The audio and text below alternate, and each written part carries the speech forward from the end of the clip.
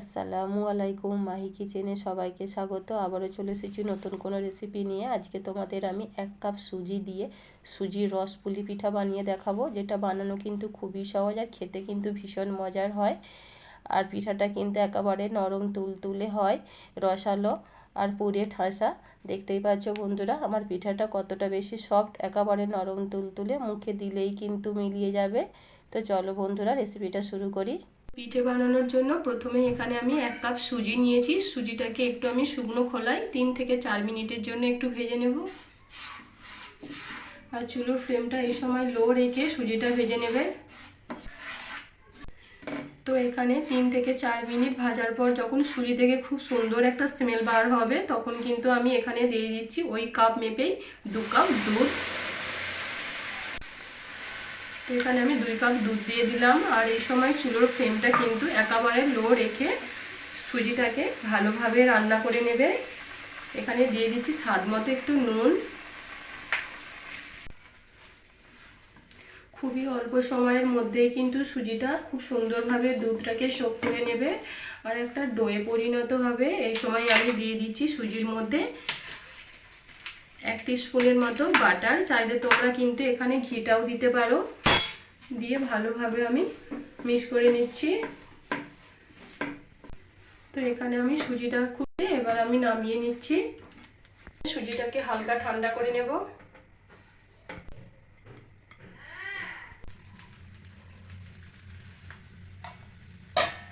তো এদিকে আমি একটা প্যানের মধ্যে নিয়ে নিচ্ছি 1 কাপ নারকেল কোড়া,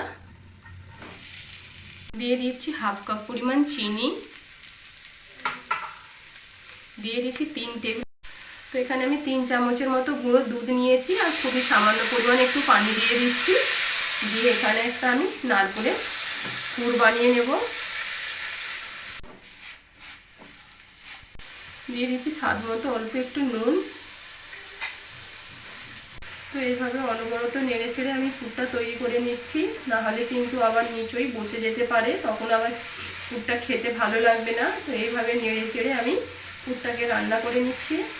তো এখানে আমার পিঠের জন্য পুর একদম রেডি হয়ে গেছে, আমি নামিয়ে নিচ্ছি।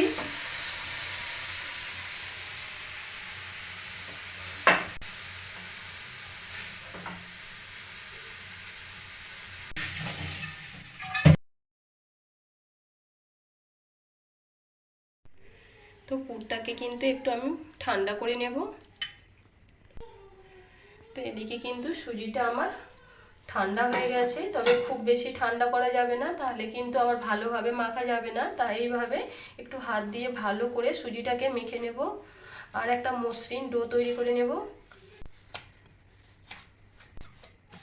তো এখানে কিন্তু সুজির ডোটা আমার খুব সুন্দরভাবে রেডি হয়ে গেছে। আর দেখতেই পাচ্ছ বন্ধুরা কতটা সুন্দর করে মেখে নিয়েছি। ঠিক এইভাবেই কিন্তু মসৃণ করে ডোটা মেখে নিতে হবে। এবার ডো থেকে আমি ছোট ছোট করে লেচি কেটে নেব। আমি এই সাইজে লেচিগুলো কেটে নিচ্ছি।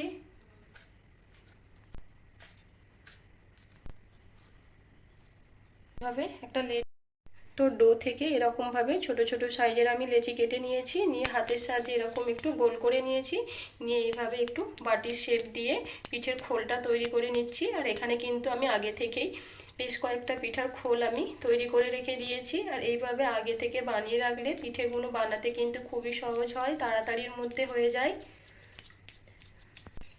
তো এখানে এবার আমি পুর দিয়ে দিচ্ছি। খুব বেশি পুর দেওয়া যাবে না, অল্প অল্প করে পুরটা দেবে।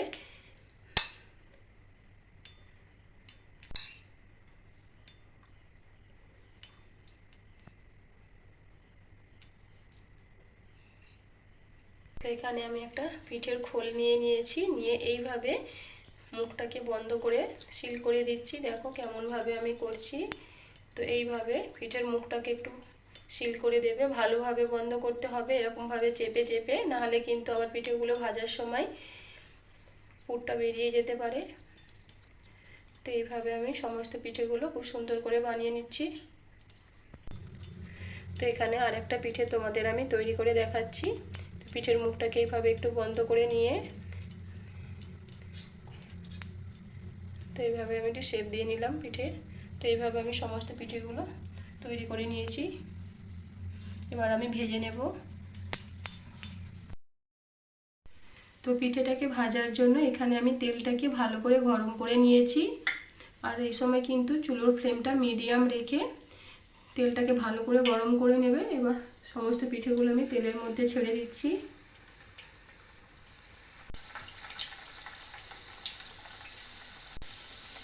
তো চুলোর ফ্লেমটা লোয়ে করে দিয়ে আমি পিঠেটাকে ভালো করে ভেজে নেব।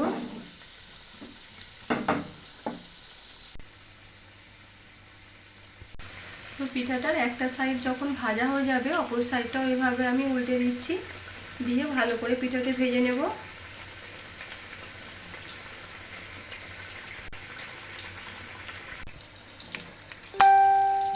তো এখানে পিঠেগুলো কিন্তু খুব সুন্দর করে আমি ভেজে নিয়েছি, আর এরকম লালচে করেই কিন্তু পিঠেগুলো আমি ভেজে এবার তুলে নিচ্ছি।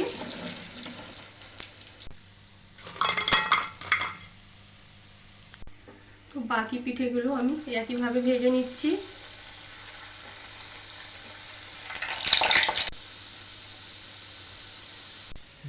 তো পিঠেটা ভাজতে দিয়ে এদিকে কিন্তু আমি একটা চিনির শিরা তৈরি করে নেব। আর ওই কাপ মেপে এখানে আমি 1 কাপ চিনি নিয়েছি, আর দিয়ে দিচ্ছি 1 কাপ পরিমাণ পানি। 2টা এলাচ ফাটিয়ে দিয়েছি, দিয়ে এখানে একটা চিনির শিরা তৈরি করে নেব। তো এখানে কিন্তু আমি 2-3 মিনিট চিনির শিরাটাকে একটু ফুটিয়ে নেব। খুব বেশি জাল করে ঘন করা যাবে না, একটু 2-3 মিনিট ফুটিয়ে হাত দিয়ে এইভাবে একটু চেক করে দেখবেন যে একটু চিপচিপে ভাব হলে সেই পর্যায়েতে আমি চিনির শিরাটা নামিয়ে নিচ্ছি চুলোটা ফ্লেম বন্ধ করে দিয়ে। তো এদিকে আমার পিঠেটা খুব সুন্দর করে ভাজা হয়ে গেছে, আমি নামিয়ে নিচ্ছি।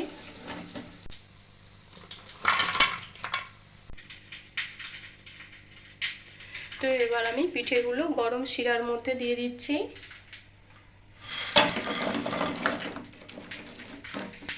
দিয়ে 2 মিনিটের জন্য একটু ভালো করে চিনির শিরার মধ্যে পিঠাটাকে একটু ফুটিয়ে নেব।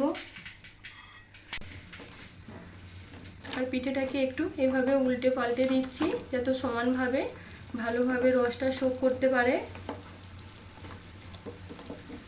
তো 2 মিনিট পরে আমি কিন্তু চুলোর ফ্লেমটা বন্ধ করে দিচ্ছি। আর এখনই দেখো বন্ধুরা, পিঠাটা কিন্তু অনেকটাই নরম হয়ে গেছে। তো এইভাবে পিঠাটাকে আমি চিনির শিরার মধ্যে 10 মিনিটের জন্য রেখে দেব। তো 10 মিনিট পর আমি পিঠাটাকে এবার চিনির শিরা থেকে তুলে নিচ্ছি।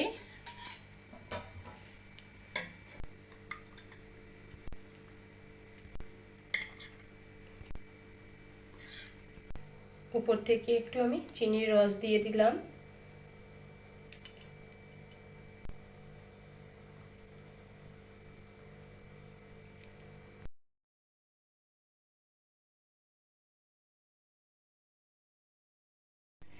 তো এখানে আমি সুজির রসপুলি পিঠেগুলো চিনির শিরা দিয়ে তুলে নিয়েছি, আর দেখতেই পাচ্ছ বন্ধুরা পিঠাগুলো কতটা বেশি সফট হয়েছে। আর ভেতরে কিন্তু পুরে ভরা, মুখে দিলেই মিলিয়ে যাবে, খেতে কিন্তু ভীষণ ভালো হয়। অল্প উপকরণে খুবই অল্প সময়ের মধ্যে এইভাবে পিঠাটা তৈরি করে নিতে পারো। তো আজকের রেসিপি যদি তোমাদের ভালো লেগে থাকে অবশ্যই কিন্তু লাইক, কমেন্ট এবং শেয়ার করবে। চ্যানেলটা সাবস্ক্রাইব করে আমার পাশেই থাকবে।